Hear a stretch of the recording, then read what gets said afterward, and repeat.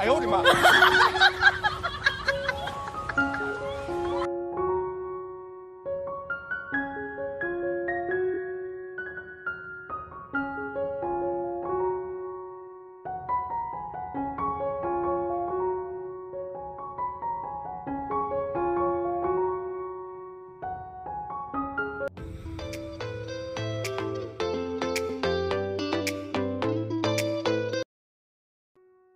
！नमस्कार, तुमच्या आणि माझ्या म्हणजेच मराठी शारदा ब्लॉग्समध्ये सर्वांचं स्वागत आहे। तर आज मी करणार आहे तुमच्याबरोबर शेअर माझी जी फ्रीजची क्लिनिंग असते। मी आठवड्याला फ्रीज क्लीन करते। जेव्हा आपण भाज्या आणते मार्केटमधून आठवड्याच्या एकट्ठीच आणल्या जातात, कारण की मिस्टरांना ऑफिस असतं, पुन्हा टाईम नसतो कधी किंवा कधी असतो, तर मग शक्यतो मी आठवड्याच्याच आणून ठेवते भाज्या आणि त्या स्टोर करत असते।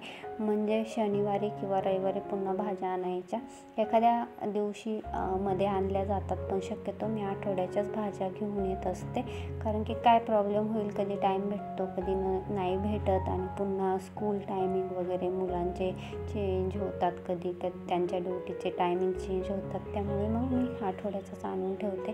तर फ्रीज क्लीन करताना सर्वात प्रथम काळजी घ्यायची ती फ्रीज आपला बंद करायचा आणि पिन पण काढून टाकायची। तर ते मेन काम करायचं। आणि फ्रीजचं जे वरचं सामान आहे थोडंफार असतंच, काही ना काही नसतं ठेवायचं, पण तरी पण आपण ठेवतोच, 1-2 वस्तू असतातच। आणि यावेळेस तर मी पण भरपूर अशा 2-4 काही ना काही ठेवून दिलेलं। पुन्हा हे नवीनच घरी इथे चालू आहे, म्हणजे आलेलो आहोत, 2-3 महिने झालेला, आणि अजून सेट व्हायला आम्हाला टाईम लागत आहे, कारण की इकडं तिकडं पसारा दिसतोय तुम्हाला, तर तो इग्नोर करा, अजून टाईम लागेल मला थोडंसं सेट करण्यासाठी। पसारा वगैरे दिसतोय त्या रूममध्ये, शक्यतो स्टोर रूम टाईपचाच झालेला आहे, तर चालतंय, तो इग्नोर करा।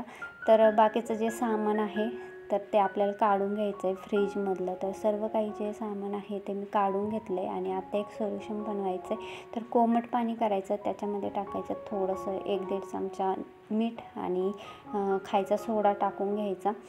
तर खायचा सोडा मी आधीच टाकून घेतलेला होता। तर तुमच्याकडं लिंबू असेल तर लिंबाचा रस पिळा, किंवा विनेगर असेल तर ते टाका। तर त्याने काय होतं, फ्रीजमधला जो उबट वास असतो किंवा बॅक्टेरिया असतात थोडेफार, ते म्हणजे नाहीसे होतात, आणि उबट जो वास असतो तो नाहीसा होतो, येत नाही, आणि व्यवस्थित असा फ्रेश स्मेल येते फ्रीजची। तर वरती काय बर्फ वगैरे झालेला नव्हता, कारण की मी आठवड्याला क्लीन करते, तर व्यवस्थित असं ते बर्फ वगैरे व्यवस्थित असं जास्त खराब नाही होत वरचं। तर मी काही नाही करणार वरच्या भागाला, फक्त खालचे जे आहे आपल्या ट्रॉली म्हणजे ट्रे वगैरे जिथं आपण बॉटल वगैरे ठेवतो किंवा जे पण सामान ठेवतो ते मी काढून घेणार, आणि ते ट्रे पण काढून घेणार, आणि व्यवस्थित असं जो फ्रीजमध्ये थोडाफार कचरा असतोच पडलेला किंवा डाग असतात, कोरडा कचरा, तर तो आपल्याला काढून घ्यायचा आहे। आणि तुमच्या फ्रीजमध्ये जर जास्त बर्फ वगैरे, काही जुने फ्रीज असतात त्याच्यामध्ये ना बर्फ वगैरे जास्त जमा होतं, तर आधीच आपल्याला माहिती आहे आज क्लीन करायचं, तर 2-3 तास फ्रीज बंद ठेवा, तो आपोआप पाणी वगैरे होऊन तो बर्फ पण वितळून जातो, आणि व्यवस्थित असं मग आपल्याला क्लीन करायला पण फ्रीज मोकळा होऊन जातो। कारण की माझं जे आधीचं जुनं फ्रीज होतं त्याच्यामध्ये ना बर्फाचा खूप प्रॉब्लेम व्हायचा, म्हणजे ते चालू राहिलं का 2-3 दिवसाला ते मला बंद करून बर्फ काढून फेकून द्यावा लागायचा। तर हे नवं आहे, तर याला काही प्रॉब्लेम वगैरे होत नाही। तर जे पण कोरडा कचरा होता पडलेला, तो कोरड्या कापडाने व्यवस्थित असा काढून घ्यायचा, म्हणजे आपल्याला जे पण नंतर आपल्याला सोल्युशन बनवलेलं आहे ते लिक्विडवालं, त्याने व्यवस्थित असं पुसता येईल, किंवा तुम्ही स्प्रेच्या बॉटलमध्ये सुद्धा भरून असं मग शिपडू शकता किंवा स्प्रे करू शकता, मग पुसून घेऊ शकता। विनेगर वगैरे असेल तर खूप छान डाग वगैरे निघतात मग त्याने। तर एवढे काही डाग वगैरे नव्हते माझ्या फ्रीजला। तर असं साध्या सोप्या पद्धतीने मी क्लीन करून घेत आहे। आणि जेव्हा आपण क्लीन करणार आहोत तेव्हा जे कापड वापरायचं आहे ते एकदम कॉटनचं घ्या किंवा मऊवालं घ्या, असं चरबट वगैरे कापड घेऊ नका, किंवा घासणीनं फ्रीज घासू नका, त्याने क्रॅश पडतात आणि खराब होतं फ्रीज त्याने। तर बाहेरचा जो भाग आहे किंवा दरवाजा आहे तो सुद्धा मी व्यवस्थित असा पुसून घेणार आहे, किंवा बाहेरचा भाग तुम्ही जे आपल्याकडे कोलिन वगैरे असतं त्यानेसुद्धा साफ करू शकता. त्यानेसुद्धा छान असं बाहेरचं चकचकीत निघतं. पण आतल्या साईडला जे सोल्युशन बनवलेलं आहे किंवा सांगितलेलं आहे ते वापरून व्यवस्थित असं क्लीन करू शकता. तर फक्त घासणीनं वगैरे घासू नका. आता मी कोरड्या कापडाने व्यवस्थित असं पुसून घेणार आहे. तर हे कार्टून शाळेतून आलेले, त्यांचं टायमिंग झालेलं होतं, 2:30च्या दरम्यान येतात हे शाळेतून.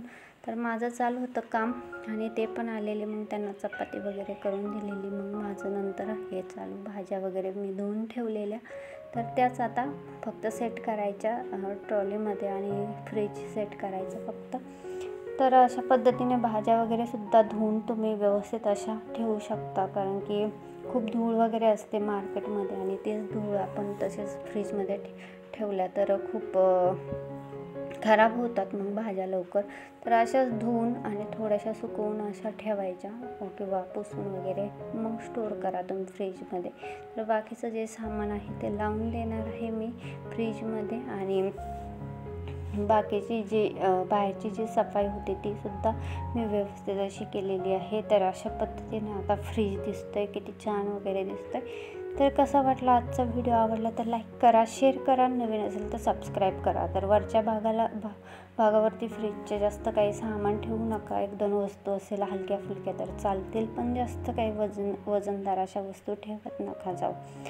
तर चला भेटूया पुढच्या व्हिडिओसोबत. तोपर्यंत बाय बाय.